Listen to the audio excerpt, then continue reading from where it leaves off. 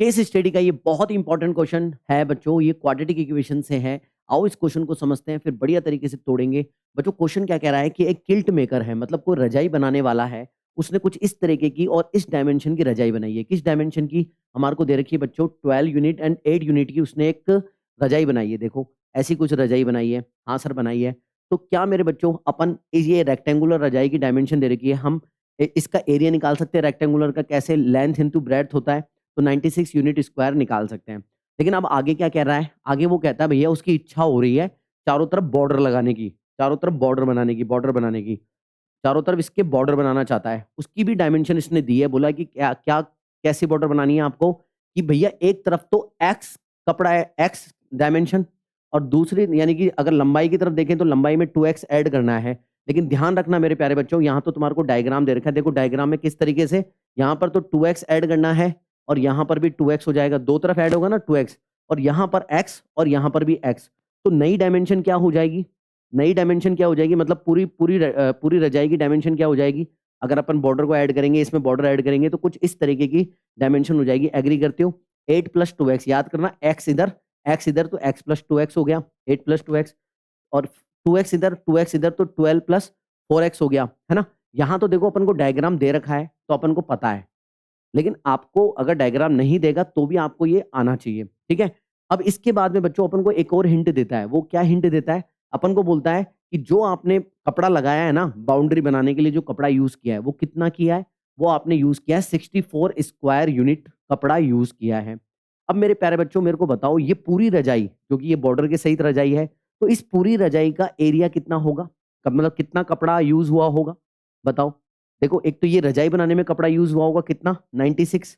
और मेरे बच्चों उसने अपन को क्या दे रखा है कि बॉर्डर बनाने में जो कपड़ा यूज हुआ है वो 64 यूनिट यूज हुआ है।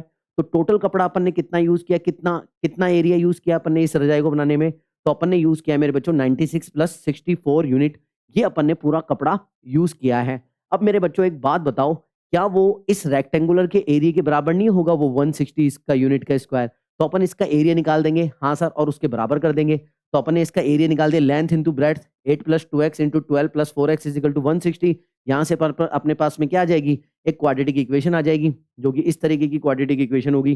कोई दिक्कत नहीं है ना? अब मेरे प्यारे बच्चों एक बात बताओ, ये तो सॉल्व कर ही लोगे, और हमसे यही इस क्वेश्चन में हमसे यही पूछ रहा था। क्या पूछ रहा था? कि मुझे एक है ना क्वाड्रेटिक इक्वेशन बना के बताओ जिसमें आप क्या यूज करोगे? Total area enclose by the new kilt with the border, मतलब जो नया एरिया आया है ना बॉर्डर के साथ में किल्ट का, वो मेरे को एक बार उसकी इक्वेशन बना के बताओ। तो ये हमारी इक्वेशन आ रही है। तो ये आपका केस बेस्ड क्वेश्चन समझ में आ गया ना? इसको सॉल्व कर लोगे। आगे बढ़ते हैं। सेकंड नंबर का क्वेश्चन क्या कह रहा है? देखो सेकंड नंबर का क्वेश्चन क्या कह रहा है, इसी में ही क्वेश्चन है। इसी में हमारे को कह रहा है कि भैया हमारे को मेजरमेंट बताओ न्यू किल्ट का बॉर्डर के साथ में। तो न्यू किल्ट का मेजरमेंट कितना हो जाएगा बच्चों? कितना हो जाएगा? लेंथ कितनी हो जाएगी? 12 + 4x। तो हमारे को लेंथ पूछ रहा, नई नई रह जाएगी बॉर्डर के साथ में। और ब्रेड्थ कितनी हो जाएगी? 8 + 2x। यानी कि हमारे को x निकालना पड़ेगा। जो हमारी क्वाड्रेटिक इक्वेशन आई थी, तो हमारी क्वाड्रेटिक इक्वेशन क्या आई थी? ये। तो इसके फैक्टराइजेशन कर लोगे, बताओ क्या आ रहा है?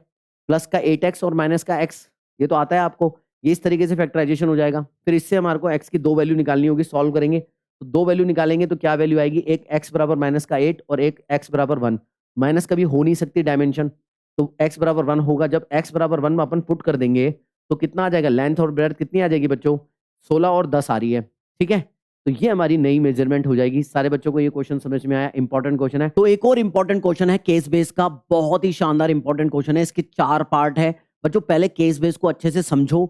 समझने के बाद में आपको सबसे पहले क्या समझना है कि वो कौन से चैप्टर का है। आधा काम आपका खत्म हो जाएगा, क्योंकि फिर आपको पता रहेगा कि इस चैप्टर में अपन को क्या करना होता है ना? तो बताओ मेरे को एक बार पढ़ के कि ये कौन से चैप्टर का है। ठीक है, मैं पढ़ता हूं, मैं बताता हूं आपको एक बार केस क्या कहता है। इसका केस क्या कहता है बच्चों? केस क्या कहता है कि सर कोई इंटीरियर डिजाइनर है जिसमें सना है। सना जो है मेरे बच्चों किन्हीं दो पेंटर को हायर करती है, भीमा और मनन नाम है उनका। उन पेंटर से वो लेती कि आप लोग कितने रुपए मेरे को पेंटिंग बना करके दे सकते हो, है ना, मेरी बिल्डिंग के लिए। तो बच्चों वो 50 डिफरेंट पेंटिंग बनाने की बात कहती है कि मेरे को 50 डिफरेंट पेंटिंग बनवानी है आप लोगों से। तो मेरे को अपनी अपनी प्राइस बताओ। जैसे प्राइस पूछते हैं ना, हाँ सर प्राइस बताओ, तो वो प्राइस कोट करते हैं। अपनी प्राइस कितनी कोट करते हैं बच्चों? मनन तो अपनी प्राइस बताता है कि मैं भैया पहली पेंटिंग के 6000 रुपए लूंगा, लेकिन फिर जैसे जैसे पेंटिंग बनाते चले जाओगे मेरा कुछ इंक्रीमेंट रहेगा कितना इंक्रीमेंट रहेगा? 200 रुपए पर पेंटिंग के हिसाब से रहेगा। मतलब पहली पेंटिंग बनाऊंगा 6,000 रुपए में, फिर दूसरी बनाऊंगा 6,200 में, तीसरी पेंटिंग बनाऊंगा 6,400 रुपए में। आ रहा है समझ में कौन सा चैप्टर है? बताओ बताओ नीचे कमेंट बॉक्स में कमेंट करके मेरे से पहले। फिर दूसरा बीमा क्या बोलता है? बीमा बोलता है 4,000 रुपए मेरी पहली पेंटिंग के रहेंगे, फिर मैं जैसे जैसे इंक्रीमेंट होता जाएगा यानी कि 400 रुपए लेता जाऊंगा, जैसे जैसे पेंटिंग बढ़ती जाएगी तो हर एक पेंटिंग के लिए मैं 400 रुपए ज्यादा चार्ज करूंगा, इंक्रीमेंट करूंगा।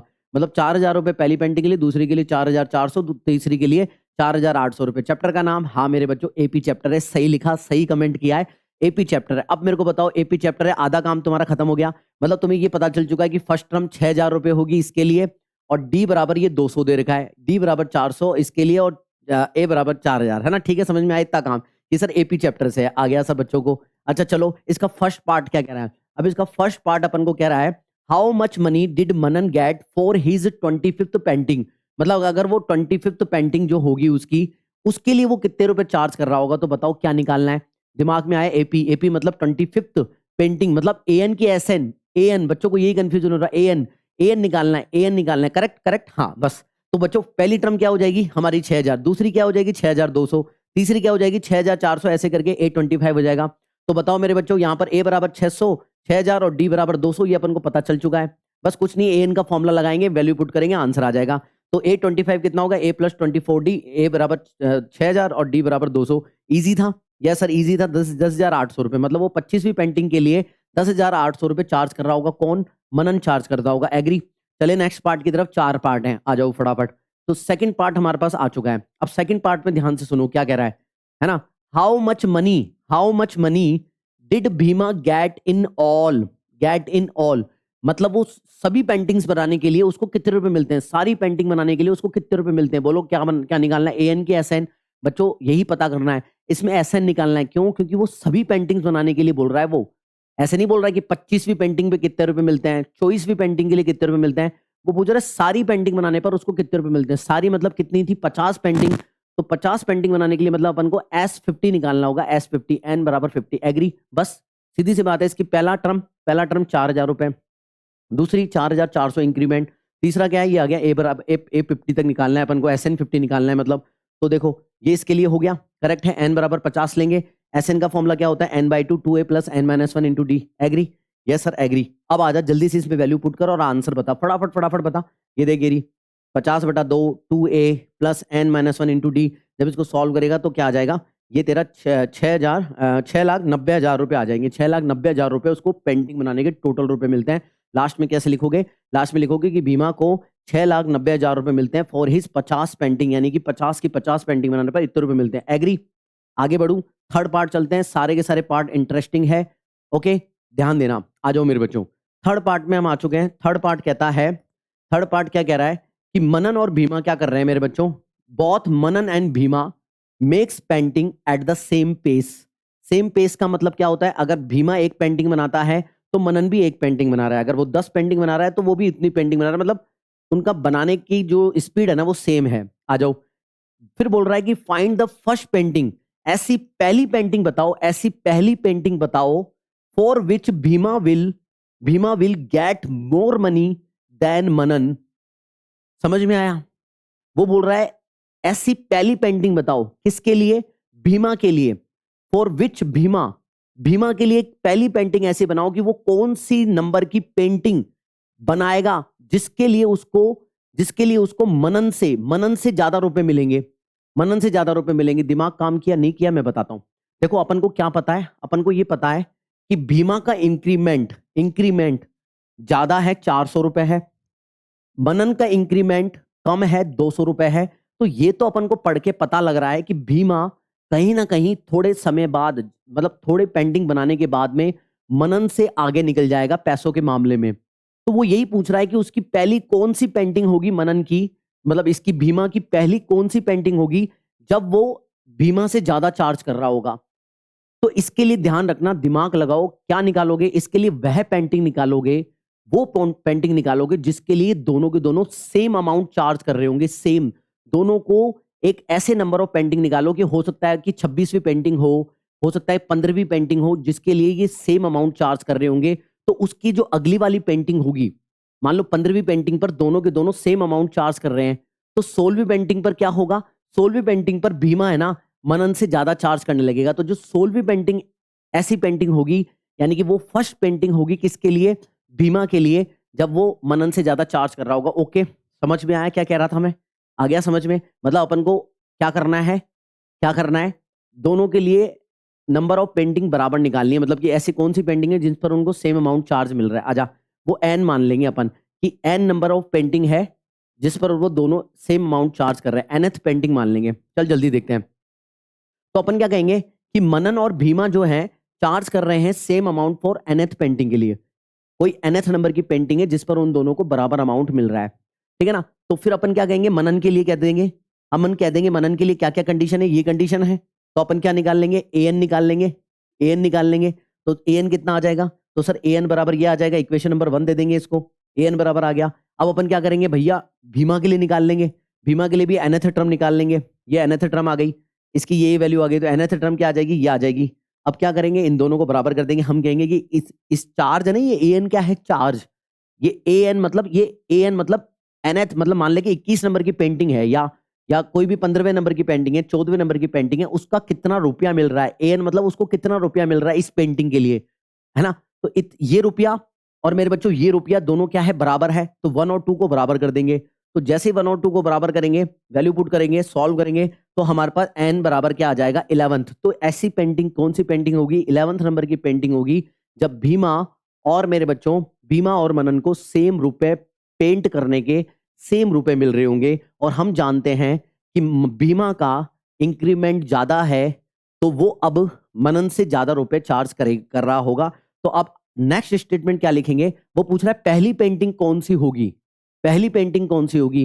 तो बच्चों 11th पर तो बराबर बराबर मिल रहे हैं, तो आप कहेंगे कि 12th नंबर की जो पेंटिंग बना रहा होगा, यानी कि 12वें नंबर की वो पहली पेंटिंग होगी उसकी, किसकी, भीमा की, जिसके लिए भीमा मनन से ज्यादा चार्ज कर रहा होगा। बोलो एग्री, एग्री कहां लिखूं, ये रहा।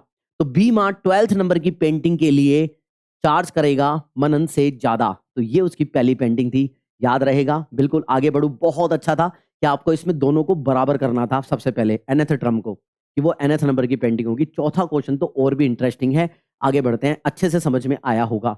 आजा जल्दी से क्वेश्चन को अच्छे से समझेंगे। क्वेश्चन भाई साहब क्या कह रहे हैं, क्वेश्चन भाई साहब कह रहे हैं कि सना फ्रेंड, सना का कोई फ्रेंड है, आरती है, सना की कोई कोई फ्रेंड है आरती। अब आरती बच्चों मैं आपको समझा देता हूं, है ना। आरती क्या करती है, आरती भी बोलती है यार सना तूने अपनी पेंटिंग बनवाई है ना, एक काम कर, मैं भी उन दोनों पेंटर से अपनी पेंटिंग बनवाना चाहती हूँ अपनी बिल्डिंग के लिए, तूने बढ़िया पेंटर हायर करे हैं, तो मैं भी उनको उतने रुपए दे दूंगी जितने तू रुपए दे रही है, ठीक है। तो ये शर्त हो जाती है, ठीक है। आरती बोलती है देख Manan and Bhima to make painting for her at the same rate for Sana, Sana ने जितने रुपए लिए उतने रुपए मैं भी पे कर दूंगी। Aarti had both painters makes the same number of painting, तो वो उन दोनों पेंटर से सेम नंबर ऑफ पेंटिंग बनवाती है। हमें नहीं पता कितनी बनवाती है, हमने कह दिया कि एन नंबर ऑफ पेंटिंग बनवाती है, चाहे वो 50 बनवाती है, 40 बनवाती है, हमें नहीं पता। लेकिन वो एक कंडीशन दे रहा है, वो बोल रही है, वो बोलती है कि मैंने उन दोनों को क्या किया, paid them the exact same amount in total, मैंने उन दोनों को सेम अमाउंट पे किया है, टोटल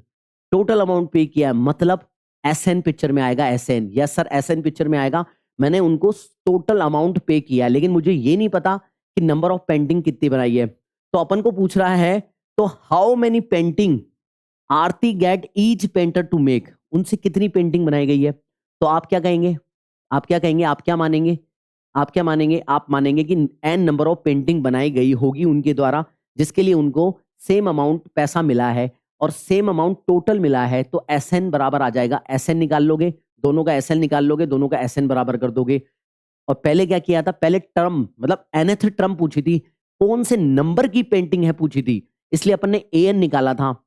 और यहां पर बच्चों टोटल पेंटिंग के लिए कितने रुपए देने पड़ते हैं, तो एसएन निकालेंगे। एसएन मतलब टोटल रुपए कितने दिए गए पेंटिंग के, और वो एनथ नंबर की पेंटिंग यानी कि 15वें नंबर की पेंटिंग के लिए कितने रुपए दिए गए, तो एन वो बताता है, एसएन बताता है टोटल रुपए। तो यहाँ एसएन आएगा, बस इतना बताना चाहता हूं, आगे बढ़ते हैं। तो हम क्या कह देंगे, हम कह देंगे सबसे पहले मनन के लिए, फॉर मनन पहले लिख देंगे ये Bhima and Manan N number of painting बना रहे हैं, आरती ने इनसे एन नंबर ऑफ पेंटिंग बनवाई थी, जिसके लिए उनको सेम अमाउंट मिलता है। फिर हम कह देंगे भीमा के लिए, मनन के लिए, मनन के लिए कंडीशन क्या थी, 6000 रुपए और 200 रुपए, ये सब थी, कोई बड़ी बात नहीं है, एसएन निकाल लेंगे। ये अपन ने एसएन निकाल लिया, वैल्यू पुट करी, आ गया।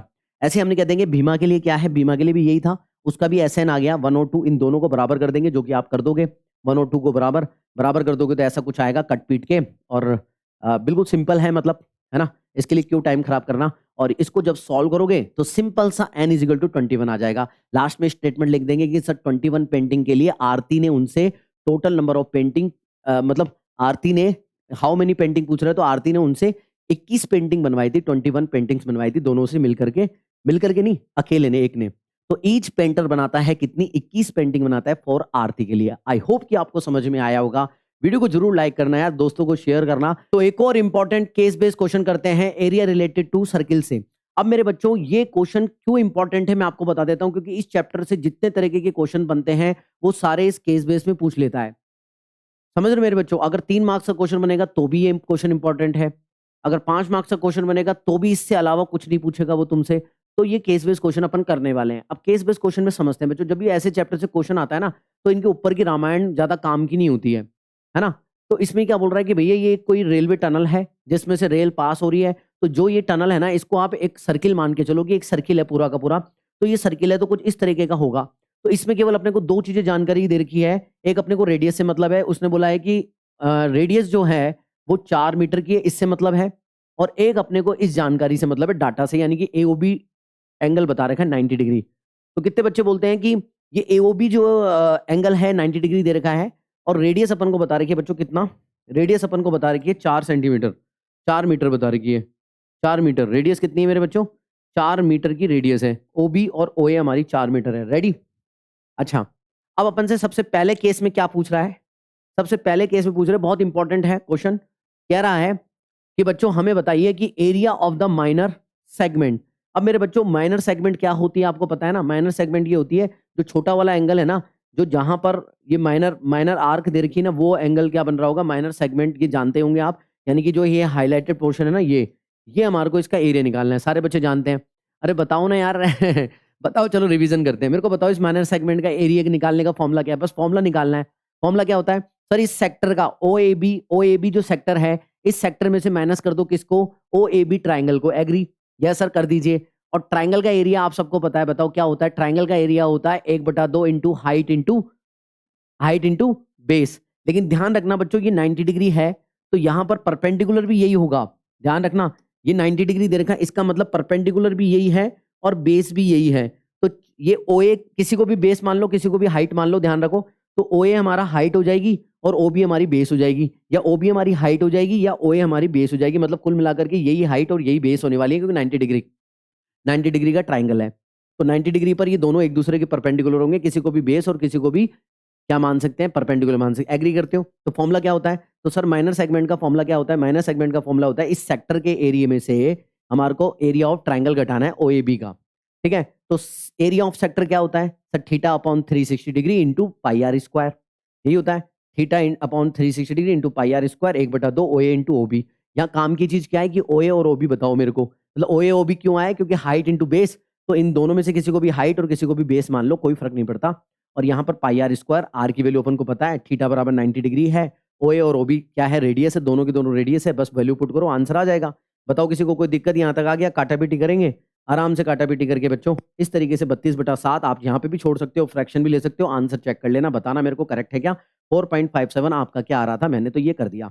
अब बच्चों ये अपन को माइनर सेगमेंट हो गया। अब अगले में क्या पूछ रहा होगा, गैस करके खुद ही बता सकते हो, ऐसे में आप गैस भी कर सकते हो। चलो सेकंड पार्ट में हमसे क्या पूछ रहा है, इसके अलावा कुछ नहीं पूछेगा। Find the area of major segment. अब अपन से क्या पूछ रहा है, मेजर सेगमेंट बताओ। मेजर सेगमेंट कैसे निकालेंगे, मेजर मतलब ये वाला सेगमेंट, इस वाले का एरिया बताओ।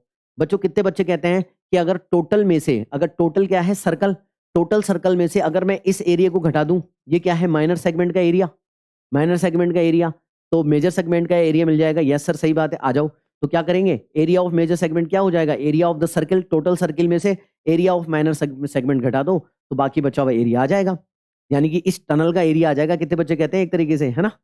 हाँ सर, तो एरिया ऑफ माइनर सेगमेंट घटा दो, एरिया ऑफ सर्किल क्या होता है पाई आर स्क्वायर, और अभी अपन ने क्या निकाला था, अभी अपन ने 32/7 निकाला था। कैलकुलेट करेंगे, आर की वैल्यू पुट करेंगे, आंसर आ जाएगा। तो कुल मिलाकर ये आंसर आ रहा है। बस इसमें कैलकुलेशन आपको आनी चाहिए, एक बार करके देखना क्या मेरा आंसर करेक्ट है क्या। बस कैलकुलेशन का गेम है सारा सर्किल के अंदर। तो 45.71 मीटर स्क्वायर आ रहा है। अब मेरे बच्चों इसके अलावा वो क्या पूछ सकता है सर्किल में, खुद ही दिमाग लगाओ। तो थर्ड पार्ट में क्या पूछ रहा होगा, थर्ड पार्ट में हमसे पूछ रहा होगा, बताओ सोच सकता है कोई बच्चा। देखो ये हमसे पूछ रहा है कि find the perimeter of cross section. Cross section क्या है मेरे बच्चों, क्रॉस सेक्शन ये है, मतलब एक तो ये बताओ इसकी लेंथ, पेरीमीटर क्या होती है, लेंथ, लेंथ ऑफ ये और ये बताओ मेरे को। ये होता है पेरीमीटर। क्या होता है, कोई भी तुम्हारे को कुछ भी शेप दे देगा ना, उसकी बाउंड्री बतानी कि वो किस बाउंड्री से मिलकर बना है। तो हमें बताना है बच्चों, एक तो ए बी प्लस क्या, ए सी बी। कितने बच्चे बोलते हैं कि ए सी बी जो है वो मेजर आर्क है, length of the arc, major length of the arc है। तो एंगल कौन सा लगेगा, मेजर वाला। ये 90 डिग्री है मेरे बच्चों, ये 90 डिग्री है। तो ये बचा हुआ एंगल जो होगा ना, ये मेजर के लिए काउंट होगा। तो कितना आ जाएगा सर, ये 270 डिग्री आ जाएगा। बस इसमें कैच क्या था, यही कि एंगल आपको 270 डिग्री लेना है। क्यों, क्योंकि बड़ी वाली आर्क लेनी है तो बड़ा वाला एंगल लेना पड़ेगा। एक तो एग्री, एक ये, और दूसरा क्या है, ए बी क्या है बच्चों, कॉर्ड है। क्या इसको निकाल सकते हो, ए बी कॉर्ड को निकाल सकते हैं। क्यों, एक ये 90 डिग्री है तो पाइथागोरस लगा सकते हैं, मतलब ट्राइंगल में पाइथागोरस लगा सकते हैं। बेटा ये 4 और ये 4 दे रखा है, तो ये कितना हो जाएगा, ये कितना हो जाएगा, अंडर रूट। कितना हो जाएगा मेरे बच्चों, अंडर रूट 4 का स्क्वायर प्लस का 4 का स्क्वायर, क्योंकि ये हाइपोटेन्यूज है, ये हाइपोटेन्यूज है 90 डिग्री के सामने वाला। तो बाकी दो साइड्स अपन को पता है, पाइथागोरस लगा देंगे। एग्री, बस कुछ नहीं है। पेरीमीटर कैसे निकालेंगे, देख पेरीमीटर निकालेंगे, बाउंड्री होती है किसका, length of major arc, length of major arc A C B plus chord A B. तो ए सी बी क्या हो जाएगा, थीटा अपॉन 360 डिग्री। थीटा कौन सा लेंगे, बड़े वाला 270 वाला। आर पता ही है अपन को, ओ ए का स्क्वायर प्लस ओ बी का स्क्वायर, पाइथागोरस लगाया, वैल्यू पुट करी, कुछ नहीं है, कुछ नहीं है। धीरे धीरे सॉल्व करेगा, आंसर आ जाएगा। सॉल्व करके बताना मेरे को कि ये कितना आएगा, मेरे को बताओ सारे बच्चे। ये आपके लिए होमवर्क दे रहा हूँ, नीचे कमेंट बॉक्स में बताना इसका आंसर कितना आएगा। चेक करेंगे, बाकी बच्चे भी उस पर मैं हार्ट भी दूंगा, और बहुत मतलब आप सबको हार्ट दूंगा कमेंट करने पर। मेरा आशीर्वाद आपके साथ रहेगा, और भगवान ने चाहा तो यही क्वेश्चन आएंगे और आपके 100/100 आएंगे। ठीक है ना, कमेंट जरूर करके बताना, लाइक करना, दोस्तों को भी शेयर करना, ताकि मैं अगला पार्ट भी एक बार जल्दी से अपलोड कर दूं। ठीक है, अब देखो ये क्वेश्चन इसलिए इंपॉर्टेंट है, या तो ये 3 नंबर में, या ये क्वेश्चन 5 नंबर में, या फिर केस बेस में तो पक्का ही आने वाला है, इसलिए ये बहुत इंपॉर्टेंट होने वाला है। आओ बच्चों इस क्वेश्चन को करते हैं। या तो आपने ये क्वेश्चन पहले कहीं देख रखा होगा, तो बताओ इसमें क्या निकालना है। मैं आपको केस समझा देता हूँ जल्दी से, ताकि क्वेश्चन पढ़ेंगे तो टाइम लग जाएगा। बच्चों क्या हुआ, प्रिंसिपल साहब है ना, एक स्पीच देने वाले हैं। स्पीच देने के लिए वो हॉल में है ना सिटिंग अरेंजमेंट कराना चाहते हैं स्टूडेंट्स का। मतलब 3 क्लासेस हैं, 8th क्लास, 9th क्लास, और मेरे बच्चों 8th क्लास, 9th क्लास और 10th क्लास के बच्चों का सिटिंग अरेंजमेंट कराना चाहते हैं, एक साथ बैठाना चाहते हैं उनको हॉल में। तो वो कह रहे हैं कि सिटिंग अरेंजमेंट इस तरीके से होना चाहिए कि एक रो जो होगी ना, उस रो में एक ही टाइप के, एक ही क्लास के स्टूडेंट बैठे। उन्होंने सिर्फ इतना सा बोला है कि सेम क्लास के स्टूडेंट बैठने चाहिए रो के अंदर, है ना, एक एक रो के अंदर। तो बच्चों इसमें हमें, बच्चे को ये कई बार कंफ्यूजन होता है कि क्या हमें नंबर ऑफ स्टूडेंट, एक रो में जो नंबर ऑफ स्टूडेंट होंगे, क्या सभी रोज में नंबर ऑफ स्टूडेंट सेम लेने हैं क्या। हाँ बेटा, तभी हमें ना एक अच्छे से सिटिंग अरेंजमेंट कर पाएंगे, नहीं तो सीटें खाली रह जाएंगी। तो हमें ये भी ध्यान रखना है कि हमें इन सीटिंग अरेंजमेंट को इस तरीके से करना है कि सभी रोज के अंदर नंबर ऑफ स्टूडेंट सेम हो, है ना। तो ऐसे में बच्चों अपन क्या निकालते हैं, किसी बच्चों को पता है। ऐसे में बच्चों हम जितने भी स्टूडेंट्स दे रखे हैं ना, जैसे अपन को दे रखा है 84 स्टूडेंट 8th क्लास में, 63 स्टूडेंट अपन को 9th क्लास में, और 42 स्टूडेंट अपन को किस में दे रखे हैं, 10th क्लास में। ऐसे में बच्चों इन नंबरों को अपन क्या निकाल लेते हैं, एचसीएफ। तो जब भी अपन एचसीएफ निकालते हैं ना, तो अपने को वो एक रो में कितने नंबर ऑफ स्टूडेंट्स बैठेंगे वो हमें पता चल जाता है। ठीक है, अब ये बच्चे कई बार सवाल करते हैं कि इसमें एचसीएफ ही क्यों निकालना है, तो मैं बता देता हूं। अगर आपने पहले क्वेश्चन नहीं कर रखा है तो बच्चों देखो, अगर हमारे को गिवन नंबर यानी कि 84, 63 और 42 से अगर हमें अंदाजा हो जाता है क्वेश्चन पढ़ के कि हमें निकालना क्या है, अगर हमें गिवन नंबर से छोटा नंबर निकालना है तो हमें क्या निकालना होता है, एचसीएफ। एग्री करते हो, यस सर। तो कैसे पता चला मुझे, ऐसे पता चला कि मान लो छोटे से छोटा नंबर पकड़ लो, 42 स्टूडेंट हैं हमारे 10th क्लास में। तो मेरे को बताओ, अगर 10th क्लास के बच्चों को मेरे को किसी रो में बैठाना हो, तो क्या 42 से ज्यादा रोज हो सकती हैं। अरे रोज तो या तो 10 रो हो जाएगी, या 20 रो हो जाएगी, 21 रो हो जाएगी, लेकिन बच्चों 42 से ज्यादा रोज तोड़ना होगी नहीं ना। तो जो रोज हम निकालने वाले हैं वो गिवन नंबर से, यानी कि इतने सारे नंबरों से छोटा ही आने वाला है, छोटा नंबर आने वाला है। तो जब भी छोटा नंबर आता है तो हम एचसीएफ निकलते हैं। Agree agree agree. आज आप जल्दी से करते हैं फटाफट, जिसको नहीं आता था उसको भी समझा दिया, जिसको आता था उसका भी रिवीजन हो गया। बहुत इंपॉर्टेंट क्वेश्चन है, आजा फटाफट करते हैं जल्दी से। तो अब क्या करना है अपन को, इन तीनों नंबरों का क्या निकालना है मेरे प्यारे बच्चा, एचसीएफ निकालना है फटाफट। तो अब ये तीनों नंबर हमारे को दे रखे हैं 8th क्लास, 9th क्लास और 10th क्लास के। इनका फैक्टराइजेशन करेंगे, प्राइम फैक्टराइजेशन करेंगे, फटाफट प्राइम फैक्टराइजेशन करेंगे। तो हम सबसे पहले क्या निकालने वाले हैं? ऐसे सच अरेंजमेंट के लिए हम क्या करते हैं? एचसीएफ। जब भी ऐसा क्वेश्चन आएगा तो तू एचसीएफ निकाल के आएगा, है ना? तो class are seated in the same row, ऐसा कभी भी बोलेगा तो एचसीएफ निकलेगा इन तीनों नंबरों का। इसके लिए अपन को प्राइम फैक्टराइजेशन करना होगा। तीनों नंबरों का प्राइम फैक्टराइजेशन मैंने कर लिया, ये तेरे को करना आता है, इसमें मैं टाइम नहीं लगाऊंगा। अब अपन को क्या निकालना है? एचसीएफ। अब एचसीएफ निकालना है, तो एचसीएफ मुझे पता कैसे निकालते हैं। एचसीएफ में क्या लेते हैं? Common factor. तो जो भी इन तीनों नंबरों में कॉमन फैक्टर है वो लिख लेते हैं, इनकी हाईएस्ट पावर लेते हैं कि लोवेस्ट पावर, फटाफट बताना लोवेस्ट की हाईएस्ट। बच्चों लोवेस्ट लेते हैं एचसीएफ में, तो मैंने लोवेस्ट पावर ही ली है, लोवेस्ट पावर ही ली है, क्योंकि 3 की पावर स्क्वायर नहीं, 3 की पावर 1 लिया। अब जल्दी से कितना आ जाएगा हमारा? एचसीएफ आ जाएगा 21। कोई बच्चा बताएगा ये 21 क्या है? रो है क्या? ये 21 कई बच्चे रो समझते हैं, बताइए गधा है कि घोड़ा है? 21 क्या होगा बेटा? जो इनपुट होता है ना वही आउटपुट आता है। ये 84 क्या है स्टूडेंट? 63 क्या है स्टूडेंट? तो 42 क्या है स्टूडेंट? तो कभी भी तू एचसीएफ निकालेगा ना जिस चीज का, वही चीज आएगी, यानी कि नंबर ऑफ स्टूडेंट आएंगे। ये 21 क्या है? नंबर ऑफ स्टूडेंट है। एक रो में, सिंगल रो में कितने स्टूडेंट होंगे? सर 21 स्टूडेंट होंगे। तो मेरे बच्चा 84 बच्चों के लिए कितनी रो लगेंगी? अगर एक रो में कितने बच्चे बैठ रहे हैं? 21 बच्चे बैठ रहे हैं, तो 84 में कितने बैठेंगे? सर 4 बच्चे बैठेंगे, 4 रो लगेगी। और ऐसे 9th में यानी कि 63 में भाग लगाएगा 21 का, तो 3 रो लगेंगे। 9th क्लास के बच्चे 3 रो में बैठेंगे, 10th क्लास के बच्चे 2 रो में बैठेंगे। ऐसे करके मेरे को बच्चों, ऐसा कोई भी सच अरेंजमेंट होगा तो उसके लिए मिनिमम रोज की रिक्वायरमेंट कितनी होगी? तो इन सबको जोड़ देंगे, 4 3 7 तो 2 9 रोज की मुझे जरूरत होगी, और एक रो के अंदर 21 सीटें लगवाऊंगा। तो अगर मेरे बच्चों कोई बच्चा कमेंट करके बताना कि मेरे को प्रिंसिपल साहब को क्या बोलना होगा कि कितनी सीटें मंगाई जाए, तो मैं जाकर के प्रिंसिपल साहब को कितनी सीट बोलूंगा कि मेरे को हॉल में कितनी सीट की जरूरत है। मेरे बच्चों 21 गुणा 9 आएगी ना, यानी कि जितने स्टूडेंट होंगे उतनी उतनी उतनी कुर्सियां आ जाएंगी। बताना कितनी होती है? 21 इंटू 9, तो ये टोटल सीट्स हमारे को लानी पड़ेगी, और 21 सीट एक रो में लगेगी, और रो हमारी होगी 9, ठीक है ना? और उसमें हमें पता है कि 8th क्लास के बच्चे 4th रो में बैठेंगे, 4 रो में बैठेंगे, फिर 3 रो में, फिर 2 रो में। तो आगे आपको समझ में, इसका सेकंड पार्ट करते हैं, फटाफट आ जाओ जल्दी से, ठीक है? सेकंड पार्ट में क्या पूछ रहा है हमारे को? बोल रहा है मेरे बच्चों, कितना प्यारा क्वेश्चन है, देखो 3 numbers are in the ratio. ये 3 नंबर हमारे को रेशियो में दे रखे हैं, ठीक है ना?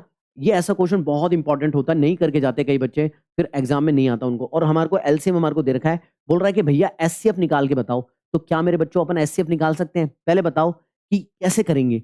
बच्चों ये नंबर रेशियो में है, तो पहले अपन क्या मान लेंगे कि रेशियो में कैसे आए होंगे, कैसे आए होंगे? तो हम इनके नंबर को मान लेंगे, इनके नंबर को मान लेंगे। कैसे मान लेंगे? कि 3x 4x और 5x ये नंबर रहे होंगे। ये नंबर क्या रहे होंगे? 3x 4x और 5x रहे होंगे। इनका एलसीएम 2400 दे रखा है, तो इन नंबरों का प्राइम फैक्टराइजेशन कर लेंगे, और प्राइम फैक्टराइजेशन करके एलसीएम निकाल लेंगे, उस एलसीएम को 2400 के बराबर कर देंगे। एग्री? तो इनका प्राइम फैक्टराइजेशन कुछ इस तरीके से आ जाएगा। अब इनका एलसीएम निकालेंगे, तो कोई बच्चा मुझे बताएगा एलसीएम निकालने के लिए हम क्या लेते हैं? सारे फैक्टर लेते हैं ना, एलसीएम में सारे फैक्टर लेते हैं, एचसीएफ में कॉमन। तो इनके सारे फैक्टर लेकर के इनकी हाईएस्ट पावर लेंगे। याद रखना कौन सी पावर लेंगे? हाईएस्ट पावर लेंगे। तो इनकी क्या आ गई? हाईएस्ट पावर आ गई, सारे फैक्टर आ गए। तो सारे फैक्टर आ गए, तो हमारा ये किसके बराबर कर दिया हमने? ये 60x को 2400 यानी एलसीएम के बराबर कर दिया, तो एक्स की वैल्यू आ गई। अब ये एक्स की वैल्यू हमारे पास आ चुकी है, तो नंबर क्या क्या हो जाएंगे? नंबर एक्स यहाँ पुट कर देंगे, 40 120 160 और 200 हो जाएंगे। तो वो नंबर हमारे पास क्या हो जाएंगे? ये सारे नंबर हो जाएंगे, यानी कि नंबर क्या हो जाएंगे? 120 160 और 200। अब हमारे को एचसीएफ निकालना है इन नंबरों का, एचसीएफ निकालना है इन नंबरों का। तो एचसीएफ कैसे निकालेंगे बताओ? इन सभी नंबरों को क्या कर देंगे बच्चों? प्राइम फैक्टराइजेशन कर देंगे, प्राइम फैक्टराइजेशन कर देंगे और एचसीएफ निकालेंगे। और एचसीएफ आपको पता है निकालना आता है, तो मेरा 20 आ रहा है, आपका कितना आ रहा है? 20 आ रहा है ना? हाँ। लेकिन एक और छोटी बात मैं आपको बताना चाहता हूँ जाते जाते, मतलब कि बच्चों कई बच्चे सोचते हैं कि मैं product of number is equal to LCM into HCF कर देता हूँ। तो मैं बता देता हूँ, जो हमारा फॉर्मूला है ना, प्रोडक्ट ऑफ 2 नंबर्स होता है, वो 3 नंबर्स नहीं होता। यहाँ पर 3 नंबर्स है। कुछ बच्चे क्या कहते हैं कि तीनों नंबरों का मल्टीप्लीकेशन एलसीएफ इंटू एलसीएम कर देते हैं। नहीं, वो 2 नंबरों के लिए वैलिड है केवल और केवल। आपको इसी तरीके से निकालना है। आई होप आपको निकालना आ गया होगा। चलते हैं नेक्स्ट क्वेश्चन, मतलब इसी के थर्ड पार्ट की तरफ, फटाफट देखते हैं क्या कह रहा है। तो बच्चों इसमें हमारे को कह रहा है कि the product of 2 number is 20 28। 2 नंबरों का, अभी भी जो बात कर रहा था ना वही फॉर्मूला लगेगा कि 2 नंबरों का प्रोडक्ट के लिए होता है, 3 नंबरों का प्रोडक्ट नहीं होता उसमें ना। तो 2 नंबरों का प्रोडक्ट अगर हमारे को 20 28 दे रखा है, तो एचसीएफ हमारे को 13 है, तो एलसीएम कैसे निकालेंगे? वेरी सिंपल, फॉर्मूला लगाएंगे कि 2 नंबरों का प्रोडक्ट क्या होता है बच्चों? एचसीएफ इंटू एलसीएम होता है।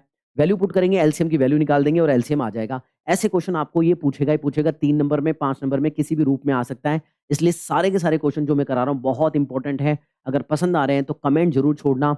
मैं आपको ज़रूर से हार्ड दूँगा, बहुत सारे विशेष दूँगा, तेरा पेपर बहुत अच्छा जाएगा। अगर डर भी लग रहा है तो बहुत ही इम्पोर्टेंट जो कि करंट ईयर में इस क्वेश्चन के आने की पूरे-पूरे चांसेस हैं। जो क्या कह रहा है कि एक ये झूला है, झूला है। ये झूल रहा था और झूलते-झूलते रुक गया और इसमें कुछ पोज़ीशन बता रखी है लोगों की कि कौन कहाँ पर है और कैसे है। चलो ठीक है। तो सबसे पहले बता रखा है बच्चों एक गगन नाम का बच्चा है ना? गगन नाम का कोई आदमी है जो इस तरीके से यहाँ पर गगन बैठा हुआ है, ठीक है? उसके बारे में बताया है कि ये जो इसका केबिन है ना, वो 12 मीटर हाई है, कहाँ से? प्लेटफ़ॉर्म से। ये हमें बता रखा है, ये प्लेटफ़ॉर्म से 12 मीटर हाई है, इतनी जानकारी दे रखी है, ठीक है। तो यानी कि ये 12 मीटर हो गया, कोई दिक्कत नहीं, डायग्राम बन जाएगा, ओके। फिर हमारे को क्या बोल रहा है कि ज्योति और किरण के बारे में बता रखा है कि ज्योति और किरण 2 लोग हैं, वो कहाँ पर है? एक बच्चों लोवेस्ट पॉइंट पर है और एक हाईएस्ट पॉइंट पर है। लेकिन ध्यान रखना, जो पहले दे रखा होता है, वो पहले के बारे में है कि ज्योति जो है, वो लोवेस्ट केबिन पर है। लोवेस्ट केबिन कौन-सी? ये रही। तो ये हमारी ज्योति है। बच्चों हाईएस्ट केबिन पर कौन है? मेरे बच्चों किरण है, तो किरण को हाईएस्ट पर पटक देंगे। लेकिन ध्यान रखना कौन हाईएस्ट पर है और कौन लोवेस्ट पर है, ये गलती मत करना। Okay sir. अब मेरे बच्चों हमारे को क्या बोल रहा है? हमारे को बोल रहा है फ्रॉम गगन जिससे बोलता है, फ्रॉम गगन से बोल रहा है, वहां से एंगल देखते हैं, वो रेफरेंस पॉइंट हो जाता है। ये हमारा क्या है? देखने वाला है, ये हमारा ऑब्जर्वर है, ठीक है। तो कह रहा है कि the angle of depression of Jyoti, तो ज्योति का डिप्रेशन एंगल दे रखा है और वैसे भी अपन को पता है कि गगन अगर इसको देखेगा ज्योति को तो नीचे देखेगा और नीचे देखने वाले को क्या बोलते हैं? Depression angle. तो ये गगन जब ज्योति को देखता है तो ये इसकी लाइन ऑफ साइट हो जाती है और हमेशा बच्चों डिप्रेशन एंगल और एलिवेशन एंगल किससे बनते हैं? कौन सी लाइन के साथ बनते हैं? लाइन ऑफ साइट किसके साथ एंगल बनाती है? हॉरिजॉन्टल के साथ में। तो ये जो हॉरिजॉन्टल के साथ में एंगल बनेगा मेरे प्यारे बच्चों, है ना? किसका? ये वाला हॉरिजॉन्टल आएगा कि ऊपर वाला? बस यही बच्चे गलती करते हैं, यही सिखाना चाहता हूँ। ये नहीं मेरे बच्चों, ये हॉरिजॉन्टल के साथ में जो एंगल बन रहा होगा वो ज्योति का एंगल होगा। Okay, done. और मेरे बच्चों अब ये करण को देख रहा होगा, करण को देख रहा होगा तो ऊपर की तरफ देखेगा तो कौन सा एंगल बनेगा? एलिवेशन। तो आप खुद भी बना सकते हो, पढ़ने की जरूरत नहीं है। तो जैसे ही आप यहाँ पर बनाओगे मेरे बच्चों, ये एंगल किसके साथ बन रहा होगा? हॉरिजॉन्टल के साथ। तो ये इस वाली लाइन हॉरिजॉन्टल के साथ में बन रहा होगा तो ये वाला एंगल बन रहा होगा। कितना कितना दे रखा है? तो देखो डिप्रेशन एंगल हमारे को कितना दे रखा है? 30। तो बच्चों ये कितना आ जाएगा? कितना? कौन सा वाला होगा बता? ये वाला होगा 30, ये 30 डिग्री होगा और ये वाला एंगल कितना दे रखा है? 60। ये कितने बच्चों को समझ में आया? यानी कि ये चीजें आपको आती हैं, बस इसको पढ़ना आना चाहिए और डायग्राम बनाना आना चाहिए, फिर तो आपका आंसर हो गया, ठीक है।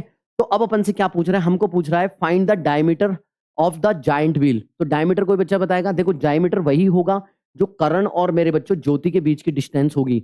ज्योति और करण के बीच की जो डिस्टेंस है वही डायमीटर है। अपन को ये जेके निकालना है, जेके निकालना है, यही हमारा डायमीटर है। ये चीजें आपको समझ में आई? बोलो आई ना? अब मेरे बच्चों देखो ये डायग्राम इस तरीके से बनेगा और ये डायग्राम आप बना लोगे, मैं जानता हूं अच्छे से। ये देखो 60 डिग्री और 30 डिग्री आप बना लेना। अब हमारे को क्या निकालना है? डायमीटर, यानी इन दोनों के बीच की दूरी, जो कि मेरे को जे और बी दे रखा है। ए से लेके जी तक की दूरी दे रखी है, नहीं ए और ये जे और बी दे रखा है, दे रखा है ना अपन को। यहाँ से यहाँ तक की दूरी अपन को दे रखी कितनी है? यहाँ से यहाँ तक की दूरी अपनी कितनी है? 12 मीटर। तो ये भी 12 मीटर हो गई और ये कितनी है? एक्स। तो कैसे निकालेंगे? सबसे पहले एक ट्राइंगल लेंगे। कौन सा वाला ट्राइंगल लेंगे? ये वाला, ये फर्स्ट वाला ट्राइंगल लेंगे, ये वाला। इस वाला ट्राइंगल यूज करके अपन क्या निकालने वाले हैं? सबसे पहले अपन निकालेंगे बीजी। ओके, बीजी निकालेंगे। फिर अपन सेकंड ट्राइंगल लेंगे, फिर अपन एक्स निकालेंगे। देखो कैसे? पहला ट्राइंगल लेंगे तो पहला ट्राइंगल बीजी बीजी बीजेजी में मुझे बस इतना सा बता दो इसमें परपेंडिकुलर कौन है और बेस कौन है। बेटा परपेंडिकुलर वो होता है जो एंगल अपन ले रहे हैं ना उसके सामने वाली साइड। बस ये गलती मत करना, 30 डिग्री के सामने वाली ये तो हो जाएगा परपेंडिकुलर। क्यों? क्योंकि एंगल ये है इसके सामने वाली। और 90 डिग्री के सामने वाला कौन होता है? हाइपोटेन्यूज। ये क्या है मेरे बच्चों? ये क्या है? This is your 90 degree, this is your 90 degree. Okay, इसके सामने वाला हाइपोटेन्यूज, ये तुम्हारा हाइपोटेन्यूज हो गया। बेस क्या हो जाएगा मेरे बच्चों? बेस ही हो जाएगा। ठीक है, चलो। तो हमारे परपेंडिकुलर 12 थीटा और बेस दे रखा है, क्या लगाएंगे? tan theta. tan थीटा लगाएंगे तो tan 30 डिग्री बराबर कितना होता है? 1/√3। वैल्यू याद होनी चाहिए जल्दी से मेरे बच्चों। तो बीसी बराबर कितना आ जाएगा? 12√3। ये सब आता है आपको, मैं जल्दी से कर देता हूँ आपको। ठीक है, अब सेकंड वाला लेंगे। सेकंड वाला, ये सेकंड वाला जब लेंगे तो मेरे प्यारे बच्चों आपको ध्यान है ना, अपन को ये निकालना है। तो 60 डिग्री के सामने वाला क्या हो जाएगा? ये परपेंडिकुलर हो जाएगा।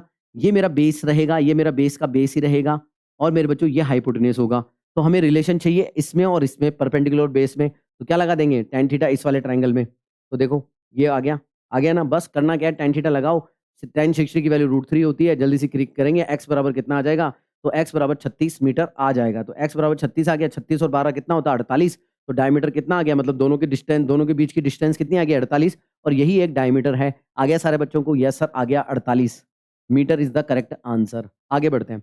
इसका सेकंड पार्ट क्या कह रहा है? बहुत इजी है। सेकंड पार्ट कह रहा है कि what will be the angle of depression of Gagan from Kiran. क्या बोल रहा है? किरण से, फ्रॉम किरण, किरण से बोल रहा है। मतलब ऑब्जर्वर कौन है? किरण। किरण गगन को देख रहा है तो उसका डिप्रेशन एंगल क्या होगा?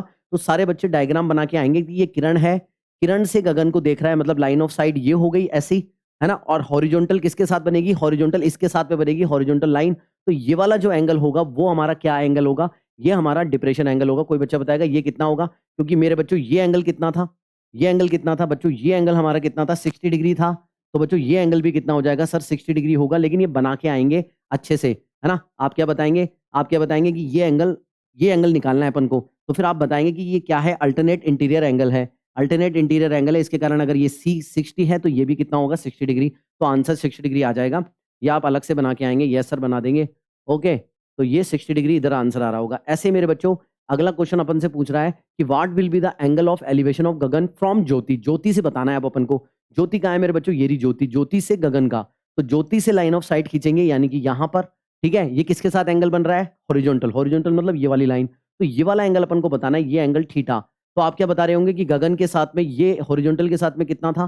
सर ये 30 डिग्री था। तो आप बताएंगे कि अल्टरनेट इंटीरियर एंगल होगा। ये दो लाइनें आपस में पैरेलल है, तो ये एंगल अगर थीटा है तो ये एंगल भी बच्चों क्या हो जाएगा? सर थीटा हो जाएगा। ये बता देंगे, ईजी है, बता दोगे ना? हाँ सर बता देंगे। देखो, है ना? देखो क्या बता रहे होंगे आप? ये ज्योति, ज्योति से आप ऊपर की तरफ देख रहे हो, तो ये वाला एंगल कितना हो जाएगा? अगर ये एंगल थीटा है तो अल्टरनेट एंगल से ये वाला एंगल 30 डिग्री हो जाएगा। ये अलग से बताएंगे आप, ठीक है? तो ये बच्चों आपको करना था। तो बच्चों एक और केस बेस्ड क्वेश्चन, बहुत ही इंपॉर्टेंट क्वेश्चन है कोऑर्डिनेट ज्योमेट्री का, और कोऑर्डिनेट ज्योमेट्री से क्वेश्चन आने के चांसेस पूरे पूरे रहते हैं। तो जल्दी से समझ लेते हैं क्वेश्चन क्या है। सारे क्वेश्चन बहुत इंपॉर्टेंट है, मतलब आपकी सारी नॉलेज लग जाएगी इसमें कोऑर्डिनेट ज्योमेट्री की। बच्चों केस बेस्ड क्वेश्चन क्या कहता है? वैसे तो देखो केस से आपको मतलब नहीं होता, लेकिन फिर भी समझ लो। ये कह रहा है कि ना कोई किसी का टूर्नामेंट होने वाला था फुटबॉल का, तो उसको फुटबॉल की ये सारी की सारी पोजीशन को समझना था। तो समझने के लिए उसे है ना कोऑर्डिनेट ज्योमेट्री की जरूरत पड़ी। तो उससे रिलेटेड क्वेश्चन आपसे पूछ लिया गया है कि इस ये सारी फील्ड दे रखी है, तो कोऑर्डिनेट ज्योमेट्री के कुछ क्वेश्चन पूछे। आओ पहला क्वेश्चन मैं आपसे पूछता हूँ। पहला क्वेश्चन क्या कह रहा है बच्चों? इन्होंने पहला क्वेश्चन कहा है कि कुछ ऐसे पॉइंट्स हैं, इन्होंने कहा है कि कुछ पॉइंट्स हैं जैसे midfielder and forward formed a parallelogram. Midfielder and मेरे बच्चों और फॉरवर्ड कुछ पोजीशंस हैं यहाँ पर, नहीं भी पता तो कोई दिक्कत नहीं, अपना आंसर आ जाएगा। तो वो क्या है? पैरेललोग्राम बना रहे हैं, ठीक है ना? तो बोल रहा है find the position of the central midfield D if the position of other players who form the parallelogram are A B C D. मतलब ए बी सी डी करके एक पैरेललोग्राम दे रखा है और उनके कुछ कोऑर्डिनेट दे रखे हैं और डी का कोऑर्डिनेट निकालना है। तेरे को कोई दिक्कत नहीं है, तेरे को ये पता है कि एक पैरेललोग्राम पता हो, उसके 3 वर्टिसेस पता हो, तो चौथा वर्टिसेस अपन निकाल सकते हैं। वो यही कह रहा है, फालतू की बातें कर रहा है इधर उधर की। तेरे को नहीं पता मिडफील्ड क्या होती है क्या नहीं होता, लेकिन डायरेक्ट बोल रहा है एक पैरेललोग्राम बन रहा है, उसके 3 कोऑर्डिनेट दे रखे हैं, चौथा बता दो। बाकी इधर भी देख लेते हैं कौन कौन से हैं। तो कुछ करके यहाँ पर डी है, ए है मेरे बच्चा, ए है, बी है और सी है। घबराने की कोई जरूरत नहीं है। इस तरीके से कोई क्या बन रहा है मेरे बच्चा? पैरेललोग्राम बन रहा है। हाँ सर कुछ इस तरीके से पैरेललोग्राम बन रहा है। डी, ए, बी एंड मेरे बच्चों ये रहा सी, ठीक है? और इसके कोऑर्डिनेट अपन को दे ही रखे हैं, ये लो, ये हमने पैरेललोग्राम बना दिया सीधे सीधे। अब मेरे बच्चों एक पैरेललोग्राम के 3 अपन को कोऑर्डिनेट पता है, चौथा कोऑर्डिनेट अपन को निकालना है। तो बताओ मेरे को जल्दी सी, पैरेललोग्राम की कौन सी कंडीशन लगेगी? सर पैरेललोग्राम की वो कंडीशन लगेगी जहां पर हम बोलते हैं कि पैरेललोग्राम के दोनों जो डायगोनल होते हैं वो आपस में बाइसेक्ट करते हैं। बाइसेक्ट का मतलब क्या होता है? बाइसेक्ट का मतलब क्या होता है? एसी का अगर मिड पॉइंट में निकालूं, एसी का अगर मिड पॉइंट में निकालूं तो ओ आएगा, है ना? और बच्चों अगर बीडी का मिड पॉइंट में निकालूं तो भी मेरे बच्चों क्या आएगा? क्या आएगा? ओ आएगा। इसी को कहते हैं बच्चों बाइसेक्ट की, यानी कि दोनों एक ही पॉइंट पर बाइसेक्ट हो रहे हैं, ठीक है? तो फिर मैं क्या कह सकता हूं बच्चों? मैं क्या कह सकता हूं? मैं ये कह सकता हूं कि एसी का मिड पॉइंट भी ओ होगा। तो मैं पहले एसी का मिड पॉइंट निकाल लूं, क्यों ना? फिर मैं कह दूंगा कि दूसरा दूसरा बीडी का मिड पॉइंट भी ओ होगा। तो दोनों के मिड पॉइंट ओ आ रहे होंगे, दोनों को मैं कंपेयर कर लूंगा, उनके एक्स कोऑर्डिनेट और वाई कोऑर्डिनेट को, मेरा आंसर आ जाएगा। बोलो सही बात है? तो देखो कैसे करेंगे। तो बच्चों मैं कहूंगा कि बीडी का मिड पॉइंट, जो बीडी है उसका मिड पॉइंट ओ होगा, तो मैं बीडी का मिड पॉइंट निकाल लूंगा। बी का मिड पॉइंट के फॉर्मूला पता ही है आपको, x1 plus x2 divided by 2, y1 plus y2 divided by 2।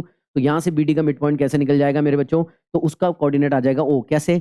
ये x प्लस 4 बीडी x plus 4 divided by 2, y plus 3 divided by 2। Okay, अब मैं क्या कहूंगा? मैं कहूंगा एसी का मिड पॉइंट भी ओ होगा। तो चलो एसी का मिड पॉइंट निकाल लेते हैं मिड पॉइंट फॉर्मूले से।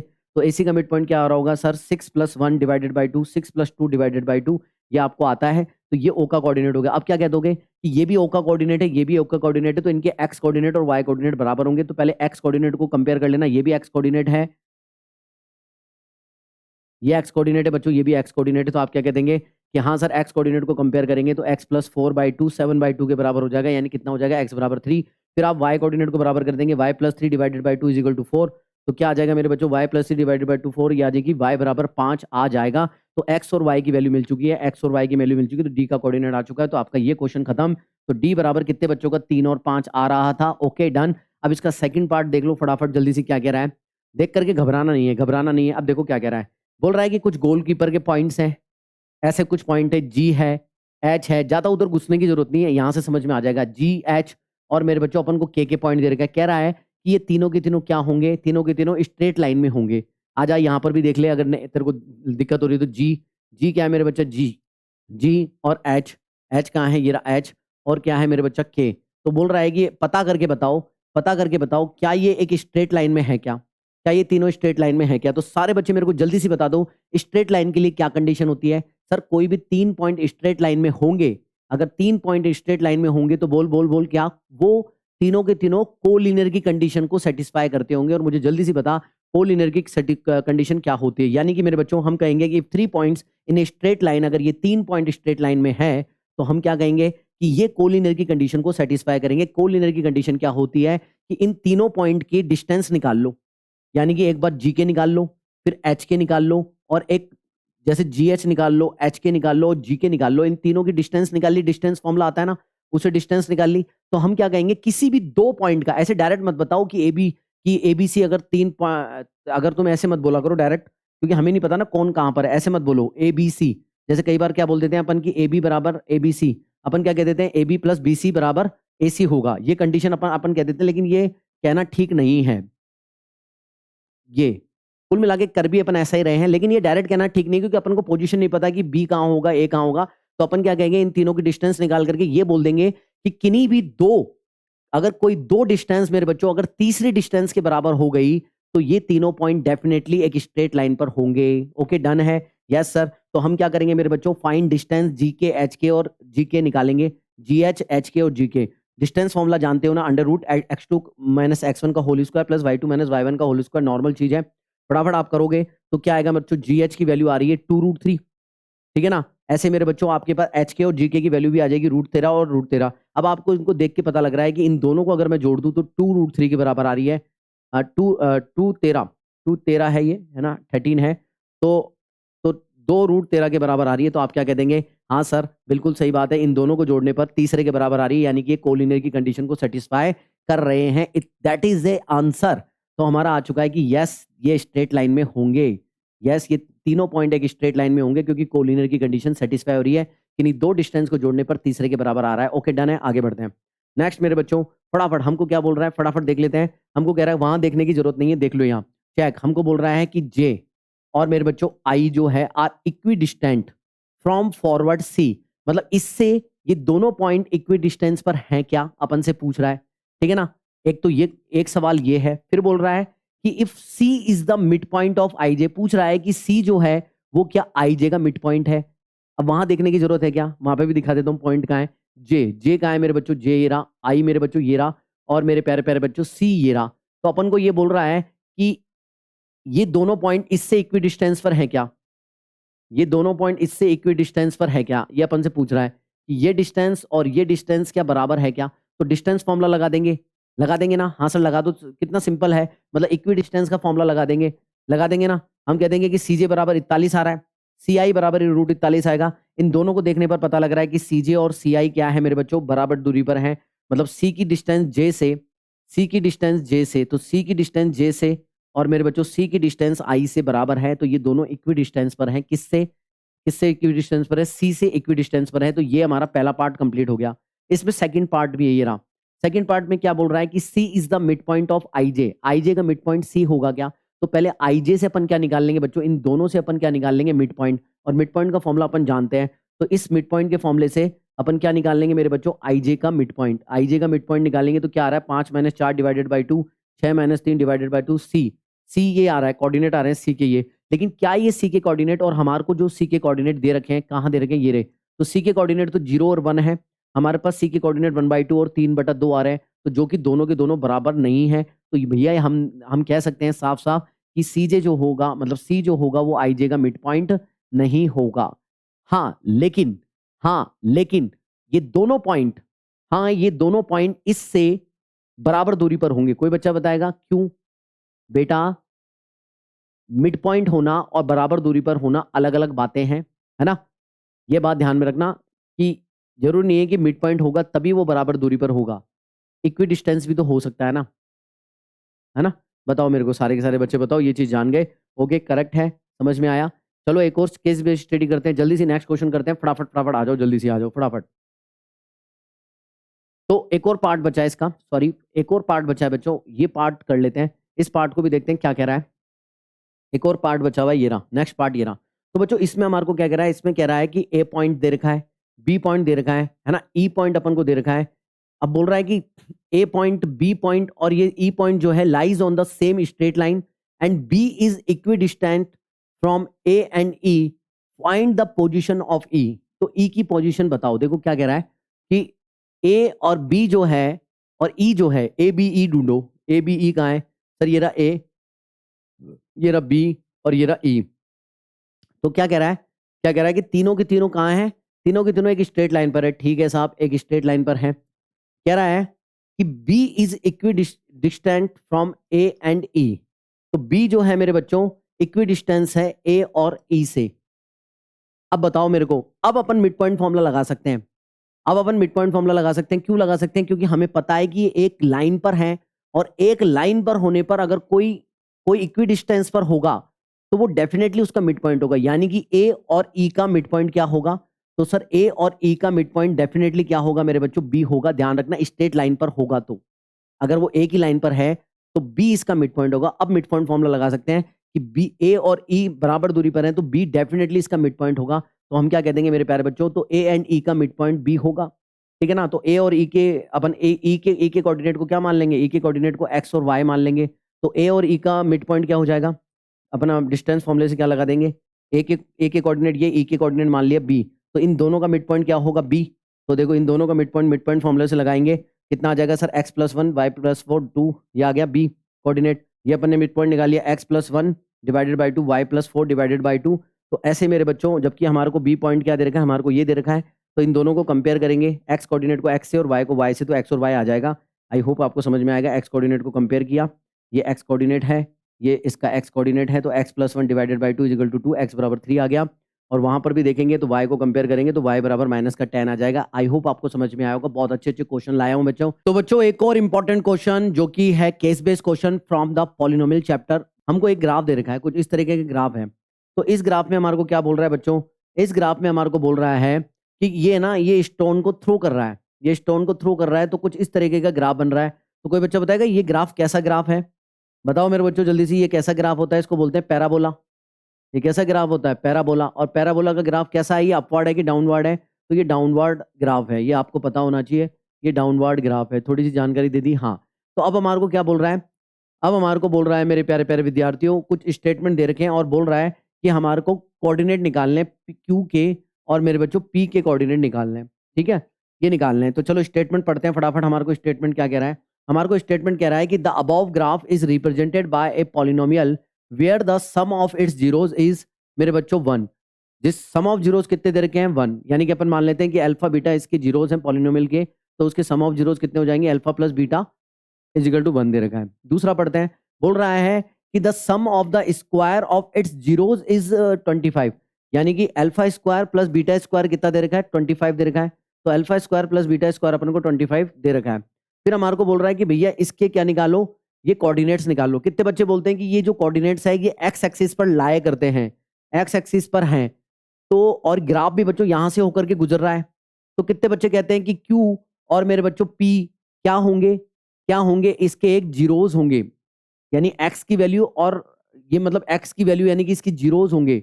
होंगे कि नहीं होंगे? यानी कि जहां पर मतलब एक्स एक्सिस को, मतलब पॉलिनोमियल आप जानते हो कि जहां पर एक्स एक्सिस को पॉलिनोमियल कट करता है वो उसके क्या होते हैं? जीरोस होते हैं। तो कुल मिलाकर के अपन को पी और क्यू की वैल्यू फाइंड आउट करने के लिए अपन को एक्स की वैल्यू फाइंड आउट करनी पड़ेगी, मतलब जीरोस फाइंड आउट करने पड़ेंगे। उसके लिए हम बच्चों इन दो इक्वेशन की सहायता से क्या करने वाले हैं? हम पॉलिनोमियल बनाएंगे। पॉलिनोमियल बना करके उसके फैक्टराइजेशन करेंगे। फैक्टराइजेशन करके उसके एक्स की वैल्यू आएगी या अल्फा की दो वैल्यूज आएंगी, जीरोस की दो वैल्यूज आएंगी, वही हमारे ये इसके कोऑर्डिनेट हो जाएंगे। Are you getting my point? Yes sir, सही कह रहे हो। यानी कि ये जानकारी भी मैंने आप लोगों को दे दी है, ये जानकारी भी मैंने आप लोगों को दे दी है, ये होगा। ठीक है, चलिए। तो बच्चों इसको सॉल्व करने का तरीका क्या है? Alpha square plus beta square is equal to 25 को, तो बच्चों आप सब जानते हैं कि इसको हम क्या बनाते हैं? अल्फा प्लस बीटा का होल स्क्वायर, जो कि क्या होता है बच्चों? अल्फा प्लस बीटा का होल स्क्वायर होता है alpha square plus beta square is equal to 2 alpha beta. अब alpha square plus beta square की जगह पर हम क्या लिख सकते हैं? Alpha plus beta square minus के 2 अल्फा बीटा लिख सकते हैं। यस सर, तो alpha square plus beta square की जगह पर हम ये अल्फा प्लस बीटा और माइनस के 2 अल्फा बीटा लिख देंगे। और बच्चों यहाँ पर हम जानते हैं कि अल्फा प्लस बीटा क्या है? 1, तो 1 पुट कर देंगे। जब सॉल्यूशन निकालेंगे तो अल्फा बीटा बराबर 12 आ रहा होगा। एग्री करते हो? Yes sir. यानी कि हमें प्रोडक्ट ऑफ जीरोस मिल गया और बच्चों सम ऑफ जीरोस मिल गया। क्या हम इससे पॉलिनोमियल बना सकते हैं? क्या कितने बच्चों को पॉलिनोमियल की इक्वेशन पता है? पता है तो जल्दी से बताओ क्या होगी पॉलिनोमियल की इक्वेशन? बच्चों पॉलिनोमियल की इक्वेशन में के आता है, के लगाना मत भूलना, के भी लगाना है। और मेरे बच्चों इक्वेशन भी याद होनी चाहिए, कहाँ पर माइनस आएगा, कहाँ पर प्लस आएगा। तो बताओ माइनस कहाँ आएगा? सम ऑफ जीरोस पर, और प्रोडक्ट ऑफ जीरोस पर क्या आएगा? प्लस। ये ध्यान रखना, बस ये ध्यान रखना, के minus alpha plus beta into x plus alpha into beta, बस इन दोनों की वैल्यू पुट कर दीजिए। ये माइनस के 12 आ रहा है, अल्फा अल्फा बीटा जो माइनस के 12 है, चेक करना माइनस में आ रहा है कि नहीं आ रहा। ठीक है, तो जब इनकी वैल्यू पुट करोगे मेरे प्यारे बच्चों, तो जब वैल्यू पुट करोगे तो एक्स स्क्वायर माइनस के अल्फा प्लस बीटा, तो जब भी के पुट करोगे, अगर के की वैल्यू आपको नहीं लेनी है तो आप के इज इक्वल टू 1 लिख के मेंशन करके फिर आप के को हटाएंगे। अब मैंने के को हटाया है, लेकिन आपको फॉर्मूले में के लगाना है। अब मैंने के बराबर 1 लिख दिया, तो यहाँ पर बच्चों क्या आ चुका है? यस सर, ये चीज आ चुकी है। अब यहाँ पर अल्फा प्लस बीटा और अल्फा इंटू बीटा की वैल्यू पुट कर दो फटाफट फटाफट जल्दी सी। जैसे मैंने पुट करी तो फैक्टराइजेशन किया, फैक्टराइजेशन करने के बाद में मेरे पास x बराबर 4 और x बराबर माइनस का 3 आ गया। तो कितने बच्चे बोलते हैं कि ये x कोऑर्डिनेट है, ये x के कोऑर्डिनेट है x एक्सिस पर। तो क्या मैं कोऑर्डिनेट निकाल सकता हूँ? मतलब ये x की वैल्यू है, मतलब x की वैल्यू है, x की कोऑर्डिनेट है और y कोऑर्डिनेट यहाँ पर 0 होगा। तो मैं p और q के कोऑर्डिनेट बता सकता हूँ कि p के कोऑर्डिनेट क्या होंगे। उधर वाला पॉजिटिव में है, p वाला पॉजिटिव में है। देखो p वाला पॉजिटिव में है तो p के कोऑर्डिनेट ढंग से लिख के आएंगे कि p के कौन किसके कोऑर्डिनेट होंगे। p वाला पॉजिटिव होगा तो p वाले को पॉजिटिव लिखेंगे और q वाला नेगेटिव है। आप देखो ये -2 है, इधर -3 ही होगा और वही हमारा निकल रहा है -3। तो ध्यान रखना प्लस कौन सा होगा माइनस कौन सा होगा। p और q के कोऑर्डिनेट अपने पास आ चुके हैं। सेकंड पार्ट इसका क्या कहता है देख लेते हैं फटाफट। तो सेकंड पार्ट बच्चों हमारे को कह रहा है, सेकंड पार्ट हमारे को कह रहा है मेरे बच्चों कि ये कह रहा है कि रिद्धिमा है ना, रिद्धिमा, रिद्धि है या रिद्धिमा है, रिद्धिमा है ना स्टोन को थ्रो कर रही है। तो वो बताओ दूरी, बताओ दूरी। ध्यान रखना इसमें बहुत कैच पॉइंट है। बोल रहा है कि रिद्धिमा अगर इस स्टोन को थ्रो करती है तो ये जो स्टोन है ना मेरे बच्चों, रिद्धिमा से कितनी दूरी पर पड़ता है। कई लोग है ना इस कोऑर्डिनेट से मतलब क्यू कोऑर्डिनेट से निकाल के आ जाते हैं, जबकि रिद्धिमा के कोऑर्डिनेट दे रखे -2 और 0। रिद्धिमा के कोऑर्डिनेट कितने हैं मेरे बच्चों? -2 और 0। ध्यान रखना यहाँ पर -2 दे रखा है और ये जो कोऑर्डिनेट है 4 0। तो कितने बच्चे बोलते हैं, है ना? तो ये हो गया। अब मेरे को बताओ कि रिद्धिमा से डिस्टेंस कितनी हो जाएगी बच्चों? OA प्लस OP हो जाएगी। मतलब OA यानी कि ये मैंने A पॉइंट मान लिया, रिद्धिमा का A पॉइंट मान लिया, तो OA है ना, और OP हो जाएगी। तो OP कितनी दूरी पर है? 4। x की वैल्यू कितनी है O से, मतलब ओरिजिन से कितनी दूरी पर है? 4 डिस्टेंस पर। यस सर, 4 डिस्टेंस पर है। और ये जो A पॉइंट है ये -2 0 है, मतलब x कोऑर्डिनेट कितना है? -2। तो डिस्टेंस कभी नेगेटिव नहीं होती, तो ये OA कितना हो जाएगा सर? 2 हो जाएगा। कितने बच्चे कहते हैं कि इन दोनों के बीच की दूरी कितनी होगी? 6 यूनिट होगी। लेकिन हमारे को सवाल में क्या कह रहा है कि आप एक यूनिट को कितना मानोगे? 25 मीटर के बराबर मान लो। एक यूनिट को 25 मीटर के बराबर मान लो। ठीक है, तो हमारे को बोल रहा है कि एक यूनिट को 25 मीटर के बराबर मान लो। हमारे कितना आ जाएगी टोटल डिस्टेंस? हमारी डिस्टेंस आ रही है AP बराबर OA plus OP। OA plus OP यानी कि 4 + 2 6 यूनिट आ रही है, 6 यूनिट आ रही है। तो एक यूनिट मेरे बच्चों 25 के बराबर है, तो पूरी डिस्टेंस कितनी हो जाएगी? 6 × 25 यानी कि 150 मीटर। यानी कि रिद्धिमा जब स्टोन फेंकती है तो उसका जो स्टोन गिरेगा वो उससे 100 यानी कि ये AP यहाँ से लेके यहाँ तक की दूरी कितनी होगी बच्चों? 150 मीटर होगी। समझ में आया? आया ना? समझ में आ गया? बिल्कुल करेक्ट बात है। ठीक है, तो एक और बहुत ही इंपॉर्टेंट क्वेश्चन हमारे सामने है। आओ इस क्वेश्चन को समझते हैं और तोड़ते हैं मेरे बच्चों। तो पहले केस को समझते हैं, केस क्या कह रहा है बच्चों। बहुत इंटरेस्टिंग है ये केस बच्चों। एक्चुअली क्या है इस केस में, कोई रोहित नाम का लड़का है ना, उसके पापा क्या है? मैथमेटिक्स जानते हैं, मतलब उसके पापा मैथ्स के मास्टर हैं। आप में से कितने बच्चों के पापा मास्टर हैं बताना मैथ के, है ना? तो वो क्या करते हैं, रोहित को एक टास्क देते हैं, है ना, रोहित को टास्क देते हैं। अब रोहित इस टास्क को पूरा करने के लिए बच्चों अपना दिमाग लगाता है साइंस का। आप में से कितने बच्चे ऐसे हैं जो साइंस को अच्छे से, मतलब फेवरेट है उनकी साइंस, और क्लास 10th की साइंस अच्छे से आती थी? बताना मेरे को कमेंट सेक्शन में, क्योंकि इसमें साइंस का एक कॉन्सेप्ट भी लगने वाला है। तो रोहित बच्चा क्या करता है, मतलब वो बोलते हैं कि रोहित क्या तूने ट्रायंगल चैप्टर पढ़ा है? अंकित भैया ने आपको पढ़ाया था ट्रायंगल चैप्टर, सिमिलरिटी वगैरह पढ़ाई है, तो क्या तू मेरे को है ना ये जो बिल्डिंग तेरे सामने है इसकी तू हाइट निकाल के मेरे को बता सकता है? तो दिमाग था रोहित के अंदर, तो रोहित क्या करता है, साइंस का कॉन्सेप्ट लगाता है। वो मिरर को कहीं यहां पर इस जगह पर मिरर को रख देता है, ऐसी जगह पर मिरर को रख देता है जहां पर वो खड़ा होकर के इसकी टॉप को इस मिरर के अंदर देख सके। ये ऐसा कुछ अरेंजमेंट वो करता है मिरर का, ठीक है। तो उसने बताया कि भैया कहाँ कहाँ वो रखता है, वो रखता है मिरर को ऐसी जगह पर रखता है, अपनी अपनी अपने से 1.5 मीटर दूरी पर मिरर को रखता है। जब इसकी आंख जो है वो 1.8 मीटर पर रहती है, क्योंकि इसकी हाइट है 1.8 मीटर पर रहती है, तो जब ये इस मिरर में इसको इस बिल्डिंग के टॉप को देखता है तो टॉप बिल्डिंग इसको नजर आती है ना। तो टॉप बिल्डिंग की इसको हाइट निकालनी है, और जो बिल्डिंग है ना, बिल्डिंग जो मिरर से कितनी दूरी पर रखी हुई है, वो रखी हुई है ये 2.5 है बच्चों, ये गलत लगा हुआ है ना, किसी किसी डायग्राम में आपको ये गलत दिखेगा। तो यहाँ पर जो बिल्डिंग है ना 2.5 है, तो इसको 2.5 कर लेना, ओके डन, है ना। अपने अपनी कॉपी में कहीं पर भी उसको 2.5 कर लेना, कंफ्यूज हो जाओगे। अब मेरे बच्चों ये इसकी बिल्डिंग की हाइट नापना चाहता है, और ये क्या रहा है क्वेश्चन, मतलब ये क्वेश्चन हमसे पूछ क्या रहा है, हमसे क्वेश्चन पूछ रहा है कि भैया आप क्या सिमिलर ट्रायंगल को जानते हो, है ना। सिमिलर ट्रायंगल का कॉन्सेप्ट लगा करके और जो प्रपोर्शंस के जो रेशियो होते हैं ना, जो उससे हमारे को डिटरमाइन करके बताओ height of the building. Question कितने बच्चों के समझ में आया, आ गया? आंसर दिया आपने मेरे को कमेंट सेक्शन में कि आपको साइंस पसंद है और आपके कितने के पापा मैथ्स में अच्छे हैं और ऐसा टास्क करते हैं, ठीक है। तो मेरे प्यारे बच्चों यहां पर मिरर रखा है, तो यहां पर मिरर का एक कॉन्सेप्ट यूज होगा, बताओ कौन सा? Law of reflection. Law of reflection कितने बच्चों को पता है, मेरे को कमेंट बॉक्स में कमेंट करके बताओ। मेरे बच्चों यहां से एक रे आ रही है, ये रे आती है मेरे बच्चों, कहां पर गिर रही है, ये अपन को गिर रही है बच्चों, ये इसको क्या बोलते हैं सर? इंसिडेंट रे बोलते हैं। ये यहां पर गिर रही है मिरर पर, तो मिरर पर एक वो होता है क्या बोलते हैं, नॉर्मल, 90 डिग्री का एंगल बनाता है ये नॉर्मल, ये क्या है मेरे बच्चों, ये नॉर्मल, ठीक है ना, ये नॉर्मल बना रहा है। तो ये 90 डिग्री का क्या बना रहा है मेरे बच्चों, ये 90 डिग्री का नॉर्मल है, और जो इससे रिफ्लेक्ट होकर के इसकी आंख में आई जा रही है उसको क्या बोलते हैं, रिफ्लेक्टेड रे। हाँ सर इसको बोलते हैं रिफ्लेक्टेड रे। तो मेरे बच्चों कितने बच्चे बोलते हैं नॉर्मल से ये रेस कितने डिग्री का एंगल बना रही होगी? सर इंसिडेंट एंगल बोलते हैं इसको। और इसको कितना बोलते हैं सर? इसको रिफ्लेक्टेड एंगल बोलते हैं, पक्का? हाँ। तो बताओ लॉ ऑफ रिफ्लेक्शन क्या कहता है? लॉ ऑफ रिफ्लेक्शन कहता है कि एंगल आई बराबर क्या होगा मेरे बच्चों, एंगल आर होगा। कितने बच्चे मेरे से एग्री करते हैं? Due to the law of reflection, law of reflection, agree? Yes sir agree. तो मेरे प्यारे बच्चों तो ये वाला एंगल कितना हो जाएगा? तो ये वाला बचा हुआ एंगल कितना हो जाएगा बच्चों? ये टोटल ये 90 डिग्री का है, तो 90 में से आई जाएगा, तो ये कितना हो जाएगा सर? ये हो जाएगा 90 डिग्री माइनस के आई, और ये कितना हो जाएगा?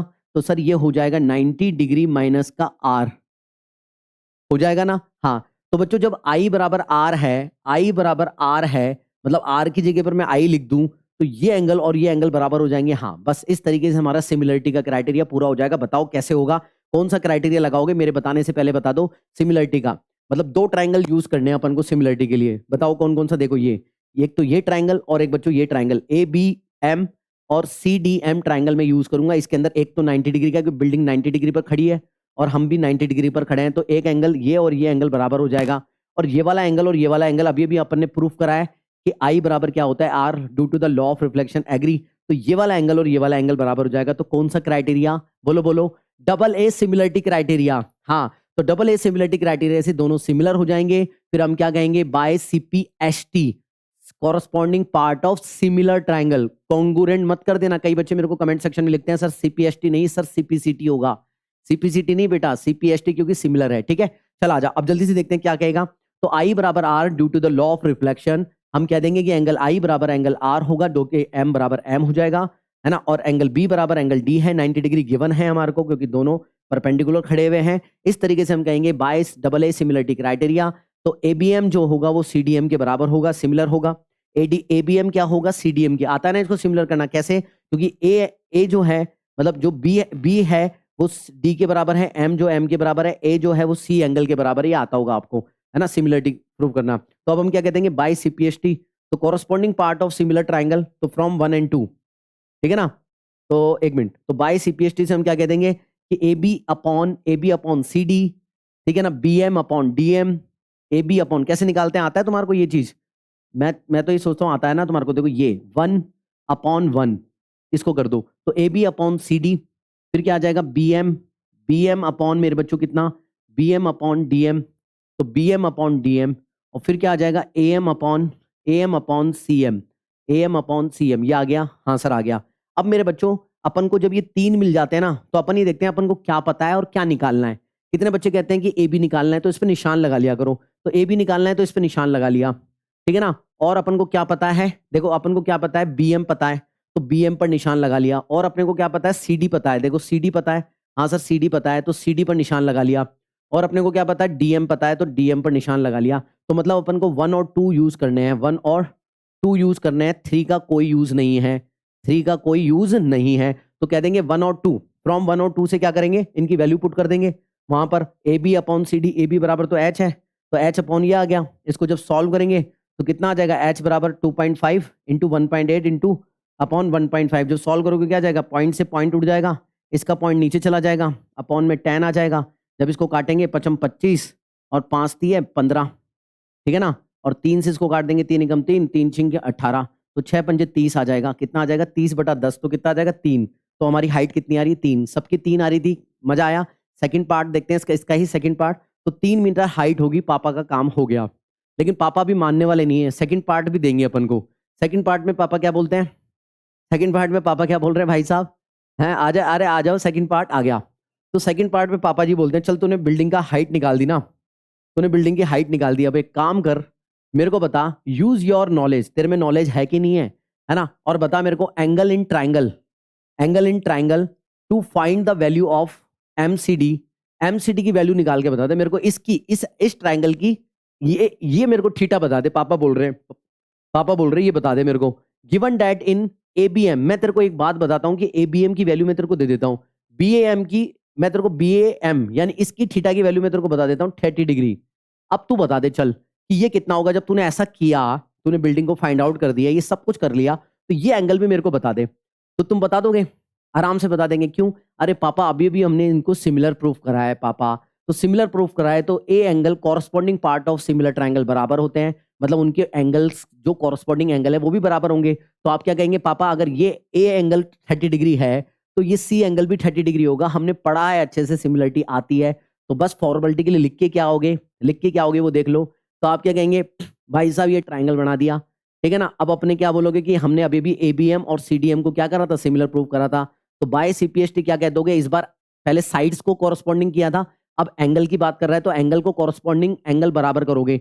तो कॉरस्पॉन्डिंग एंगल क्या बराबर हो जाएंगे, एंगल A बराबर एंगल C के हो जाएगा, B बराबर D के, M बराबर M के हो जाएगा। तो आप क्या कहेंगे कि अगर A एंगल 30 डिग्री है तो C बराबर भी क्या होगा मेरे बच्चों, तो C बराबर भी 30 डिग्री होगा। आ गया समझ में।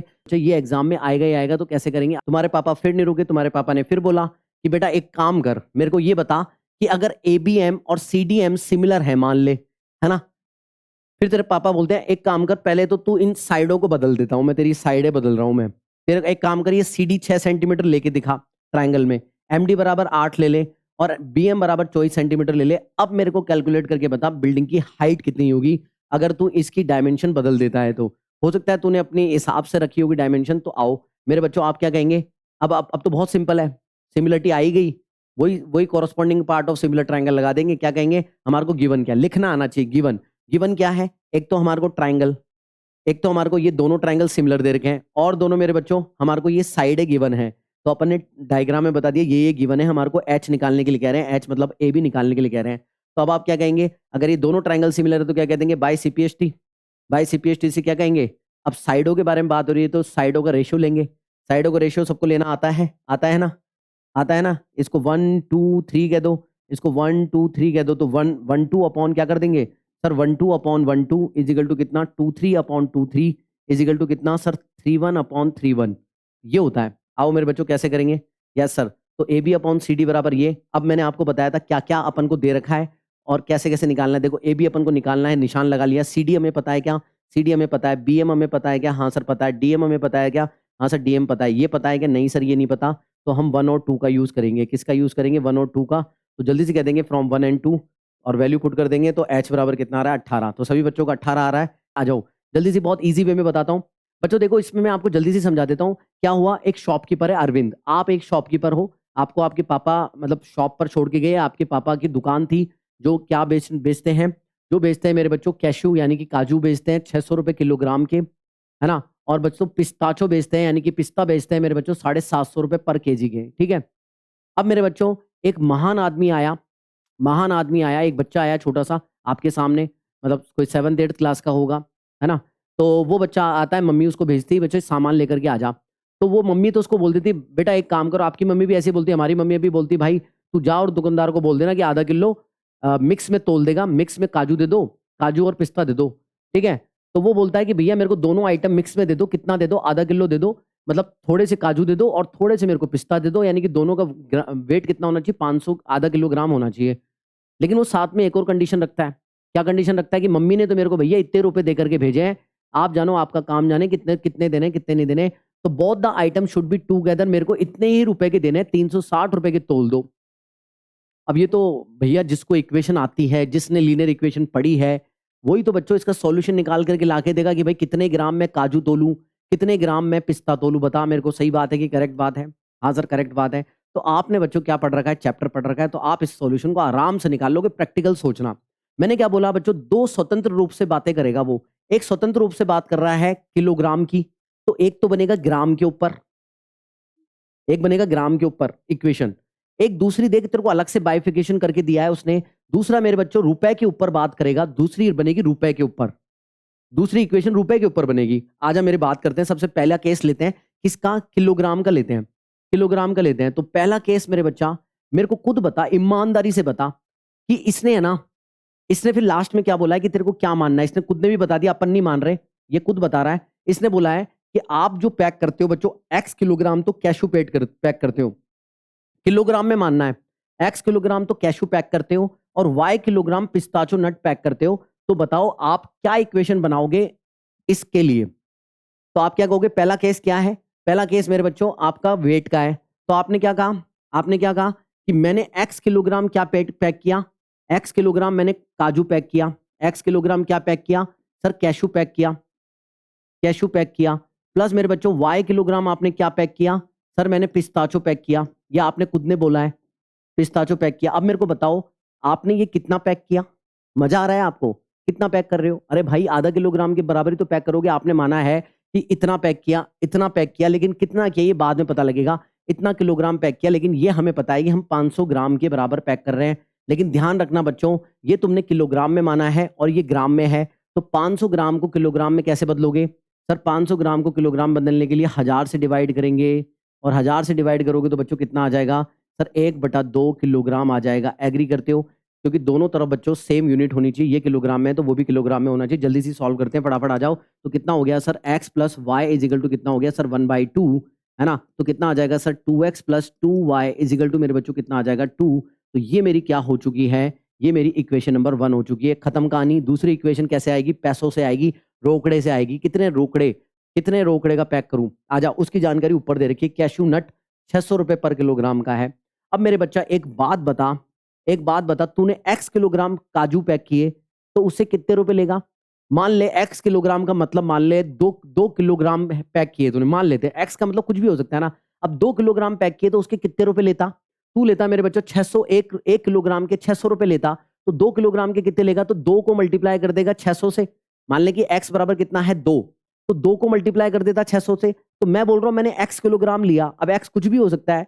तो जब 2 किलोग्राम ले रहा था, 2 को तू 600 से मल्टीप्लाई कर रहा था, तो x को भी 600 से मल्टीप्लाई कर दे। इतने रुपए तेरे को काजू के लेने पड़ेंगे उससे, काजू के इतने रुपए लगेंगे। तो तू बोलेगा कि भैया मैंने x किलोग्राम पैक किया है, तो 1 किलोग्राम के मेरे को 600 रुपए लगते हैं, तो x किलोग्राम के 600 रुपए तो तेरे को काजू के देने पड़ेंगे।